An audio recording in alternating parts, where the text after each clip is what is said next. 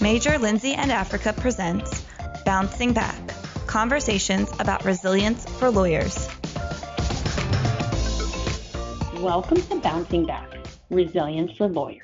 This podcast is brought to you by Major Lindsey and Africa, the global leader in legal search and consulting. I'm your host, Rebecca Glatzer. I'm a partner in the Associate Practice Group at Major Lindsey and Africa. In this podcast, I speak to successful professionals about the hiccups, bumps, bruises, and setbacks they've experienced in their careers and personal lives, and how they ultimately bounce back from those experiences to thrive. Today, my guest is Torrence. Travis is head of U.S. Legal for Shell, where he leads the U.S. legal function, which is comprised of over 150 employees. Travis is also Shell USA Inc.'s Vice President Legal and sits on its board of directors. In addition, Travis serves as the executive sponsor of Shell USA's LGBTQ+ employee research group. Travis also leads the team handling disputes for Shell's U.S. downstream, renewables, and cross-business matters. Travis joined Shell in 2013 as legal counsel, bankruptcy, credit, and treasury for downstream, and subsequently served as vice president legal for Jiffy Lube, where he sat on that entity's executive leadership team. In 2018, as team lead, he spearheaded the creation of the bankruptcy and credit team in global litigation, where he managed a team of attorneys and legal support professionals who handled all bankruptcy and credit legal issues for all of Shell's business units in the United States and Canada. In 2023, Travis became managing counsel, litigation US, where he managed a team of attorneys and allied legal professionals who handled litigation for Shell's U.S. downstream trading and supply and renewables businesses. Travis was previously a member of the board of directors of Premium Velocity Auto LLC, a wholly owned indirect subsidiary of Shell that owns and operates nearly 400 Jiffy Lube service centers. Travis graduated from Yale Law School in 2005 and received his undergraduate degree, summa cum laude, in communication and political science from Tulane University. Before joining Shell, Travis was a senior associate at Fulbright and Jaworski LLP, now known as Norton Rose Fulbright. He began his career as a law clerk for the Honorable Edward C. Prado of the United States Court of Appeals for the Fifth Circuit. Travis currently serves as president of the board of directors of the National LGBTQ+ Bar Foundation, chair of the Yale Law School Fund Board, vice chair of the Holyfield Foundation, and is a member of the board of directors of the Texas Access to Justice Foundation and the Alley Theater. He is also a member of the executive committee of the Yale Alumni Fund and a member of the Dean's Advisory Council for the Tulane University School of Liberal Arts. He is a 2022 Grand Marshal for Houston's LGBTQ+ Pride Celebration, a fellow of the American College of Bankruptcy, and a former chair of the Houston Bar Foundation, member of the executive committee of the board of directors of the State Bar of Texas, president of the Arthur L. Moeller David B. Fultz Jr. American Inn of Court, president of the Bose Place Board of Directors, member of the Board of Trustees of the Texas Bar Foundation, and chair of the Texas Minority Council Program. Travis is a former champion of Dancing with the Houston Stars and an honoree in the Houston Business Journal's 40 Under 40, and has chaired numerous philanthropic events, including World AIDS Day Luncheon, the Victory Fund Champagne Brunch, the Montrose Center's Out for Food Gala, Dining Out for Life, the Camp for All Gala, and the Houston Board Choir Luncheon. Travis previously worked as an on-air personality for B97 FM, New Orleans' #1 hit music station. For our listening audience, any of Travis' views that he expresses in this podcast today are his own and do not represent those of his employer or any other organizations with which he is affiliated. Travis, I want to thank you for being my guest here today. Thanks for having me. In a prior conversation, you shared with me that you came to terms with your sexual orientation and decided to come out as a gay man while you were an associate at a large law firm. Can you tell me a little bit more about that? Absolutely. Rebecca, if you would have asked me when I was graduating from Yale Law School whether I'd be doing a podcast about being an openly gay attorney in Houston, I wouldn't have believed you for a second, because I never imagined a day in which I'd be able to tell my family members I was gay. I never envisioned a day in which I could tell any of my friends, even my closest friends, that I was gay. And I definitely never imagined telling any of my professional contacts that I was gay. And the fear associated with that, the inability to accept myself, the inability to love myself. And I hated myself for years because of my sexual orientation.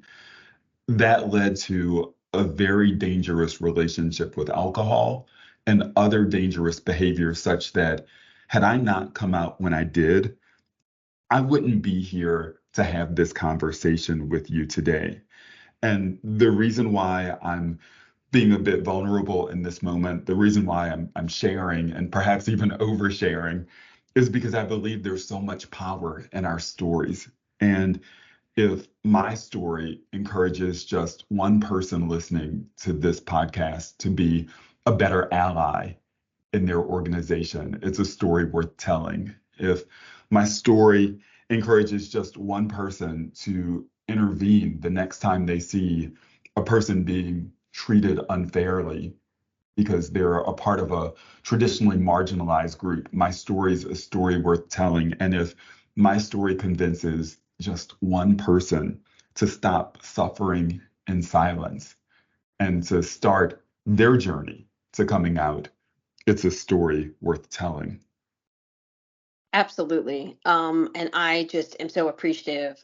I know our listening audience is going to be really appreciative to hear uh, what you have to say today. Speaking about being vulnerable, I don't want to put words in your mouth. I think, some of this is obvious, but can you tell me a little bit about what kept you from coming out until you graduated and your own sort of evolution, in relation to being okay with coming out? I didn't want to lose the life that I thought I was enjoying, right? I thought that the second I came out, all of my friends would disappear. I thought the second that I came out, my family would disown me. And I thought the moment that I came out, my work at the firm would dry up and I would lose the relationships that I had built and worked so hard to build over time. And the thought of not knowing what was on the other side of that statement, I'm gay, kept me in the closet for a very, very long time. How many years would you say that you sort of had a knowledge of yourself and kind of kept it in and held it until you came out to someone for the first time? I knew for a long time, from a very young age. Yeah, you're a very self-aware person. As a openly lesbian person myself, I knew I was different from a very young age, and I didn't have the language, I think, until a bit later. And even then, I kind of sat on the secret for a while, so I empathize with the fear around that, and that this idea that you may lose everyone you know and love, and the life to which you've become accustomed. Who was the first person you ultimately came out to? It was of utmost importance for me to come out to my dad. And I'll never forget the day that I did it. I was going to lunch and I was walking in the tunnels in Houston, Texas, in downtown. And I used my cell phone and I said, Dad, I've got something very important to tell you. It might catch you off guard and by surprise, or it might be something that you've known for your entire life, but I'm gay. And the phone went silent, Rebecca. It went silent for a very long time, such that I thought perhaps the call got disconnected because I was in the tunnels. Mhm. Perhaps my dad hung up on me and I'd never ever talked to him again. But I looked at my cell phone and I saw the ticker and it went from 56 seconds to 57 seconds. So he was still on the line. And after about a minute, he said, Travis, I've always loved you since the day that you were born. I'm not going to stop loving you, and you're always going to be my son. And it was the right response in that moment. But after a few months, I took a trip to New Orleans and sat down over dinner with my dad. And I asked him what was going on during that minute. And I learned that he was crying. My immediate reaction was, I thought he was crying because he was ashamed that he had a gay son and how it would impact him from his perceived social standing in New Orleans. But he told me he wasn't crying because of that. He was crying because of my intersectional identities, not only being Black, but also being gay. And he did not want me to face adversity in the corporate world or adversity otherwise. And I don't know if you've ever seen this movie, Paris is Burning, Rebecca. It's one of my Yes. favorite all-time movies. Yes. It's so The, good. the opening line, if you'll remember, is if you're going to be Black and male and gay, you're going to have to be stronger than you ever imagined. And that's what my dad was thinking about in that minute when he was crying. And although there have been moments of adversity, there have been times of adversity, I'm hopeful as I sit here. And I'm hopeful because of my own origin story, right? So on my mom's side of the family, I am the great great grandson of slaves who worked on plantations that were just footsteps away from Shell's facility in Convent, Louisiana, just a few miles away from our facility in Norco, Louisiana, the company that I work for today, right? And on my dad's side of the family, I am, they were sharecroppers.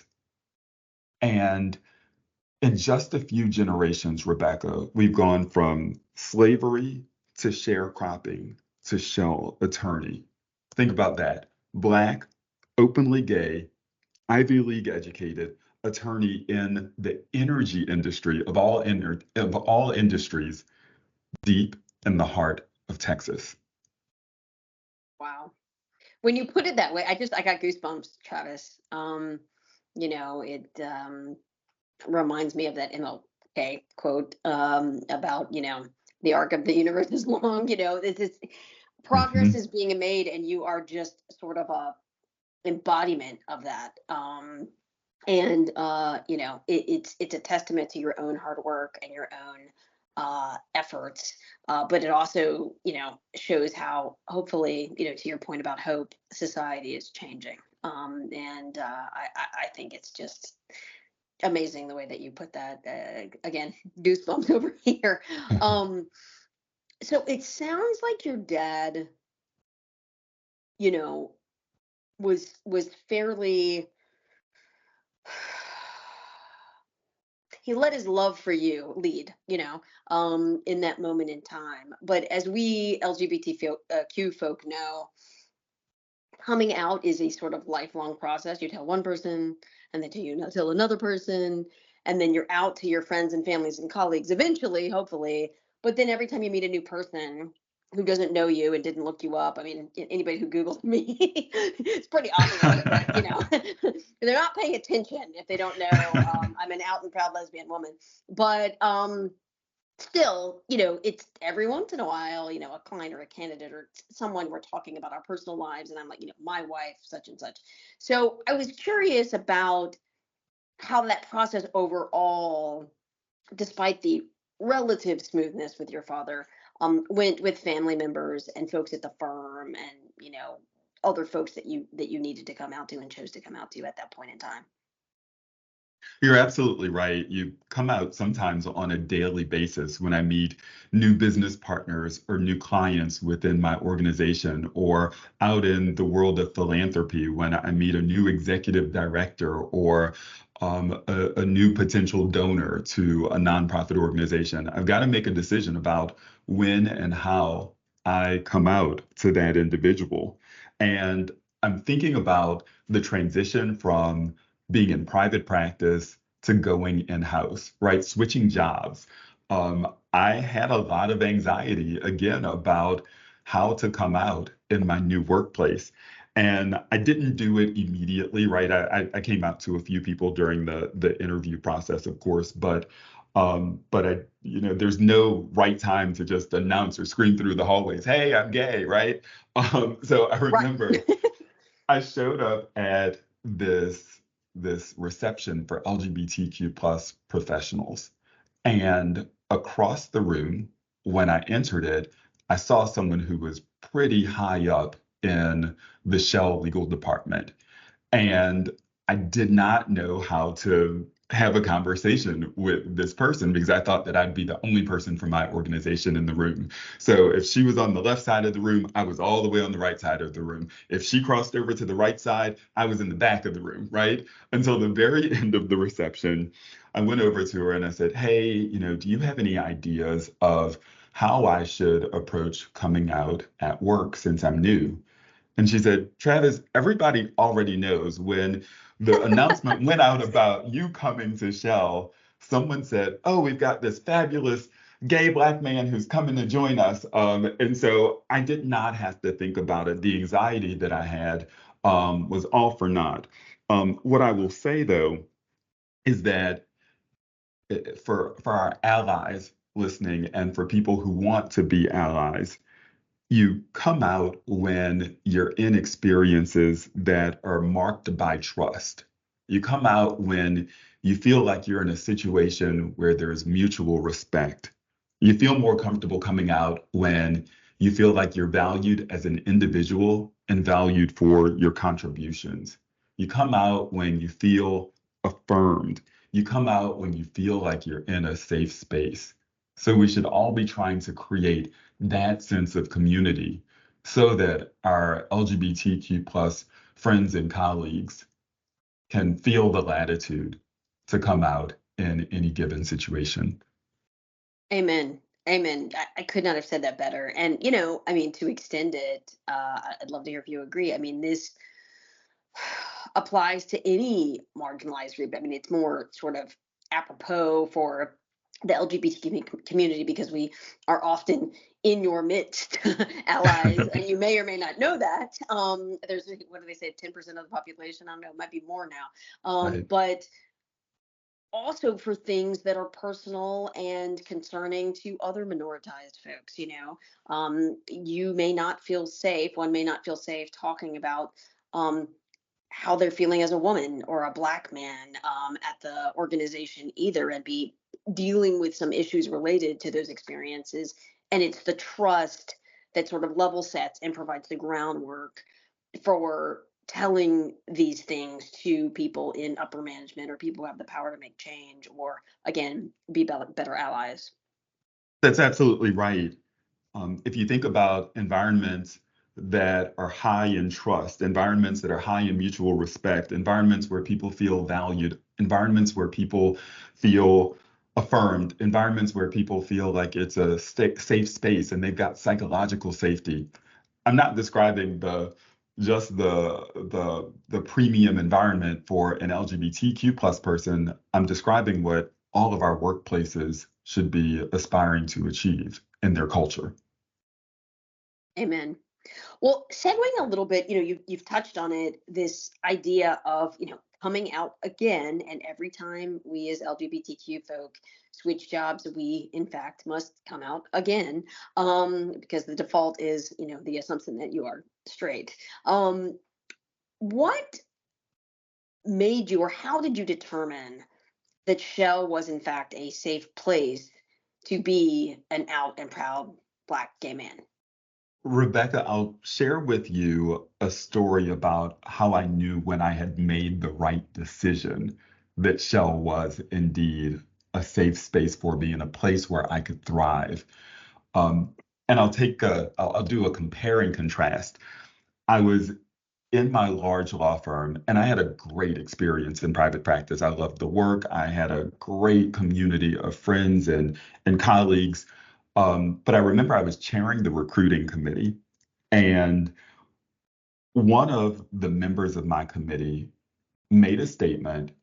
And after about 10 seconds, I jumped in and I said, hey, I, I don't think that people in the LGBTQ plus community describe themselves that way. And I just wanted to point that out for everyone in the room.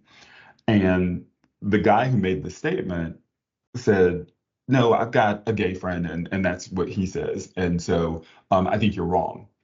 And we went back and forth about this concept for about 30 seconds to a minute. And my friends who were on that committee with me They didn't say a word. They sort of looked at us as though we were shooting free throws.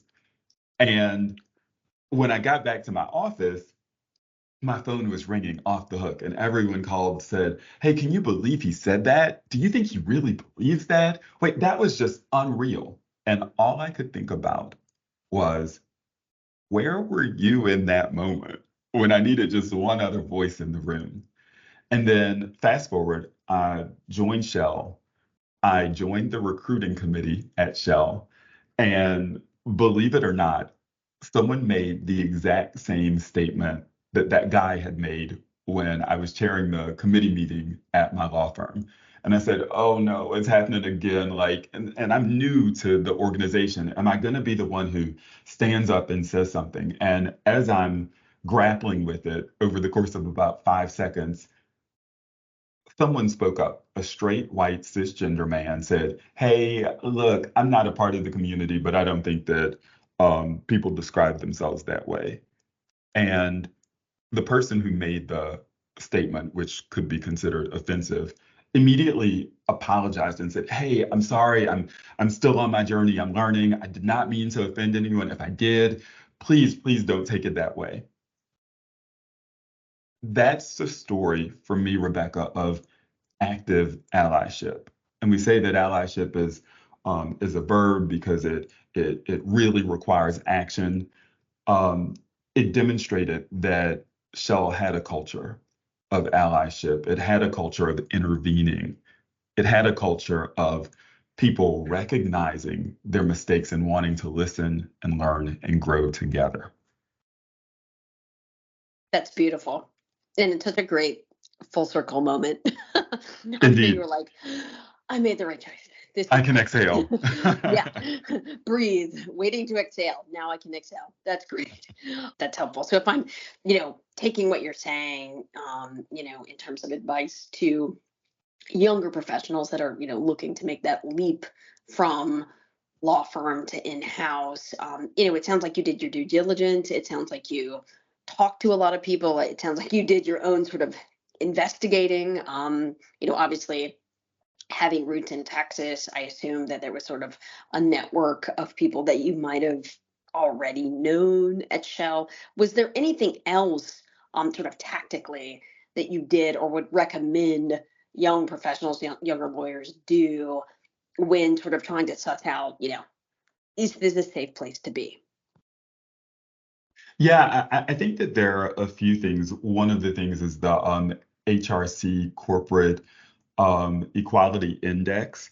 Companies that are listed on there are given a rating for not only for primarily their workplace policies and whether they're based in equity and whether they treat LGBTQ plus people in an equitable manner. In addition to that, you mentioned talking to people about the reputation of the prospective employer that you're considering, as well as talking to people who actually work there, folks who are in the community, because it's important to get their perspectives, but also folks who are not in the community, because you want to know what's being said when you are not in the room as well.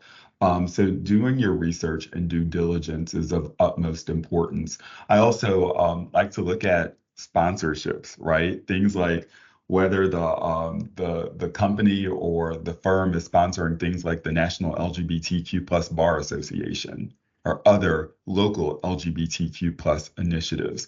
Have they represented people or organizations from a pro bono perspective? And what side of history is the organization on in those types of matters? Those are just a few of the things that come to my mind when I think about researching organizations and what they will be like for people who are part of our community. Yeah, these are great tips. Going back a little bit to, your own story and sort of drawing out from there, you decided at a certain point, this is untenable. My it being in the closet is causing me stress. My words, not yours, but such that I'm engaging in these unhealthy behaviors. And it sounds like it just got to a place where you kind of had to personally make a choice about how you're going to be. For everyone who is thinking about coming out, who identifies as LGBTQ, the timing of the coming out varies from person to person. I was flabbergasted as I've gotten older to hear, of kids coming out at 3 and 4 and 5. I was not that self-aware at that age to be able to sort of put words to my difference and what I was feeling. It took me, going to college and kind of getting away from my parents and thinking deeply about what I was feeling before I felt like, and building community before I felt like it was safe for me to come out. But there are people that don't come out until they become professionals or well into their, mid 40s. So for those folks who haven't come out yet and are thinking about doing that, or becoming more sure in themselves and wanting to do this, do you have any advice for young professionals who are thinking about coming out and deciding how at work they should be? I do. And the first thing, I'll preface my comments by saying that life is too short and we spend so much time working that the thought of being anything other than your true and authentic self and having to bring anything other than your true and authentic self, your whole self, to a workplace just seems too taxing for me. But I understand that we're all on our respective journeys. I understand it because one of the reasons why I try to be so visible, not only in the community, but in the workplace, is because when I joined the leadership team of Jiffy Lube, I was basically the general counsel of that business within our organization. There were people who came up to me and they said, Travis, I had never thought that it was possible to come out, but I see you interacting with the president of the company. I see the mutual respect that you all have for each other. I see the fun that y'all are having together. I see that y'all are friends. And I did not know that that was possible. So you've got to see it to believe it. And being a visible leader, a visible out leader in this space, hopefully gives people the latitude to start considering their own journeys. But the thing that influenced me to come out and to live and love authentically and unapologetically is this experience that I had with the great American poet, dancer, singer, songwriter, professor, Dr. Maya Angelou.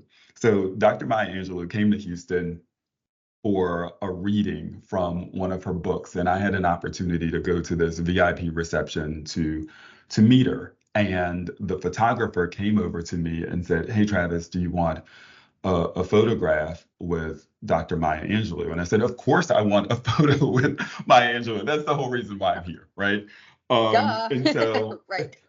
your listeners can't see that I am 6 feet and 6 inches tall. And at the time, Maya Angelou was in a wheelchair and she was wearing these very dark sunshades. But I wanted the picture to be perfect. So I started to stoop down next to her wheelchair so that we could be at the same height. And she turned and she looked at me and she said, "No, son, stand tall." And in that moment, we both knew that she wasn't just talking about the photograph. She was talking about all of the parts of myself that I was shaving off and not bringing to work, not bringing to the community organizations, not bringing to my family. And so, what I'd encourage young people to do is in every environment that you are in, stand tall and be proud of who you are. Be proud of your entire self. Wow. That is beautiful. And again, for our listening audience, it's fun. Me being a 5 foot nothing woman, when Travis and I stand next to each other, it's pretty amusing as well. Come up to But you're knee, standing kneecap. tall. You're standing tall I'm day in standing and as day out, tall as I Rebecca. can, Travis. That is such a beautiful story, and I love it. And I can visualize that, and I can tell what I, based on what I myself know about Dr. Maya Angelou, I can hear her voice right now saying that to you, and that is just so beautiful. I love that. Amazing. So you have managed to make this really impressive leap from private law firm practice to going in-house at Shell. And by all accounts, Travis, one only has to look at your bio to glean this. You have continued to ascend there, gaining continually more responsibility, moving up in the organization. What do you think has factored into your success?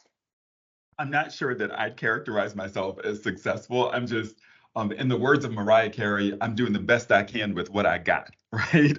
Um, There is no but need for you to be humble, my friend, but I'm going to say it. You are successful, period. Point blank. Drop the mic.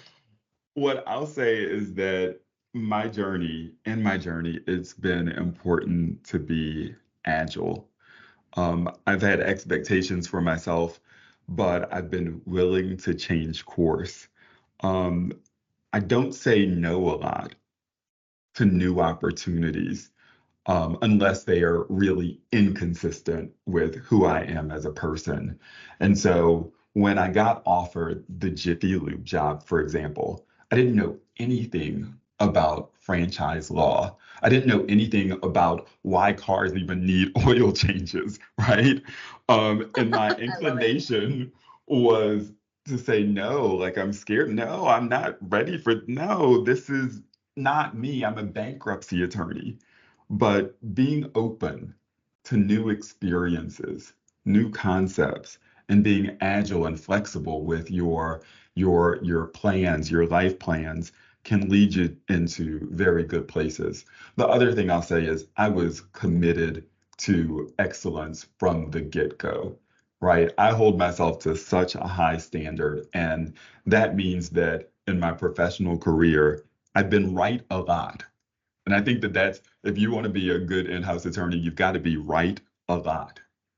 And it doesn't happen by happenstance. You've got to put in the hard work. You've got to do the research. You've got to build the relationships. You've got to gain an understanding of your industry. You've got to gain an understanding of the macroeconomic context in which you're working. And that hard work makes you right a lot. And I think the other thing is being able to read the room, not only small rooms where there are 4 or 5 people or even a dozen people, but understand the culture and the ecosystem of the organization in which you're working. And I think that that combination of factors has led me to a good place. I love it. That's all wonderful, tangible advice for our listening audience. I was going to tell you that I don't know if you know this about me, but I'm a little bit of a nerd. Aren't all lawyers nerds? I'm a nerd in the fact that in preparation for launching this podcast, I read a bunch of academic articles about resilience, and where, the people who study this for a living, I think resilience comes from. And, part of the consensus is that, well, some people have a little bit more, are imbued with a little bit more resilience, or more of the, and I'm using bunny ears, resilience gene than others, because there's a lot of things that go into resilience, that it can be learned, that it can be taught, that a lot of people become resilient either through getting punched in the face themselves and picking themselves back up, or by watching other people, or swapping stories within their friendship network, and learning from other folks. Some people sort of tether their resilience to their religion or their spirituality. Others, tether it to their family or their friend group. There's all these different things that help bolster people and lead or lend themselves to resilience. And I am going to label you as a resilient person because the reality of the matter is you cannot ascend in our legal profession without being a resilient person. The reality of the matter is, or despite what TV will tell you, lawyers don't win their cases every single time. Lawyers don't get the win for their client every single time. Lawyers don't get the client every single time. Sometimes they go across the street and use a different attorney. So these are just a few examples of how the profession itself, lends itself to resilient people. And so I am curious for you, Travis, where you think your resiliency comes from. I think my resilience comes from my parents. Rebecca, I'll never forget my first day of college. And as I was about to leave our house, my parents sat me down in our living room and they said, Travis, we are making major sacrifices to pay your tuition. And at the time, my mom was working two jobs. So she was a high school teacher, and then she would go to this place that tutored kids at night, and she would start all over again. And my dad was a truck driver, and he was working around the clock as well. And they said, Travis, we're making major sacrifices to send you to college so that you can make a better life for yourself. And my response was, of course, I'm going to go to school. I'm going to get good grades, hopefully get a good job and make a good living. And they said, no, Travis, you make a living by what you get. You make a life by what you give. I didn't realize that that's a quote that people typically attribute to Winston Churchill, but my parents were absolutely right in thinking that giving more in each and every environment that you were in will be more fulfilling to your own life.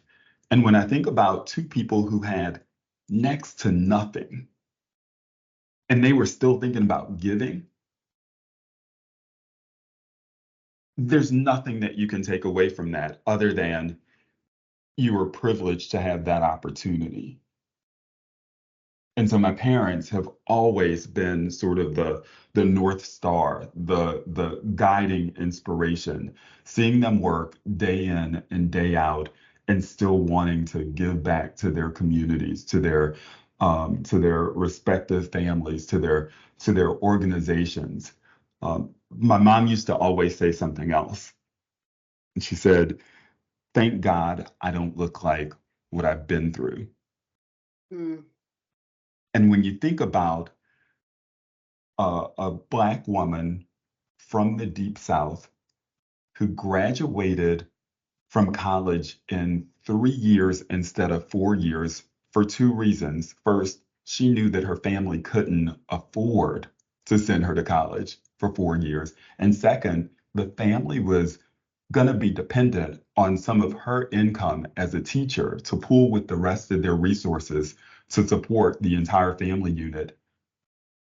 She's experienced bigotry. She had experienced racism. She had experienced harassment based on her gender, so many other things. But she would put on her lipstick and makeup and smile every day and think about how could she make her community, her little slice of the world, a better place. That's where my resilience comes from. Wow. She sounds like an amazing woman. And I just sit here and think about, teachers don't make that much money in the first place in this country, unfortunately. So, Mhm. the fact that she was thinking some of this needs to go to support the rest of my family really hits me. Thank you for sharing that, Travis. Well, we are coming a little bit to the end here, and I have a final question for you. And it's about thinking about young lawyers, folks that are fairly junior in our profession. And while our profession can be incredibly rewarding, The highs are the highest of the highs when you get a great outcome from a client or achieve your goal. But it can be really grueling at times, especially when you are a junior and trying to find your way and trying to find a foothold in our profession. What advice do you have for newly minted attorneys who are trying to find their way in the legal profession? While you're trying to find your way in the legal profession, also remember to find your tribe. Find the people who are going to stand behind you. Find the people who are going to support you. Find the people who are going to lift you up. The ones who are going to celebrate you and your successes, but also pick you right back up when you face some challenging moments.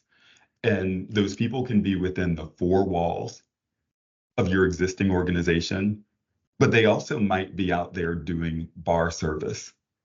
Rebecca and I sit on a board together, and Rebecca is a part of my tribe.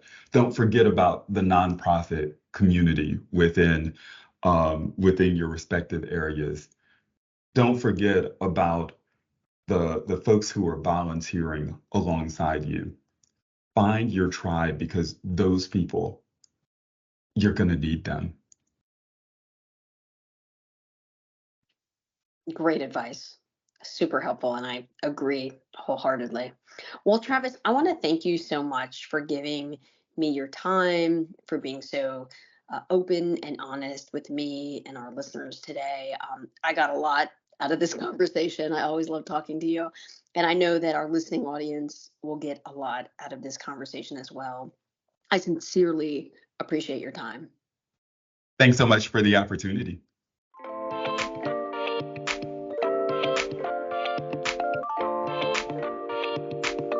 Thank you for listening to Bouncing Back, Resilience for Lawyers. Join us next time for another story about thriving after overcoming challenges.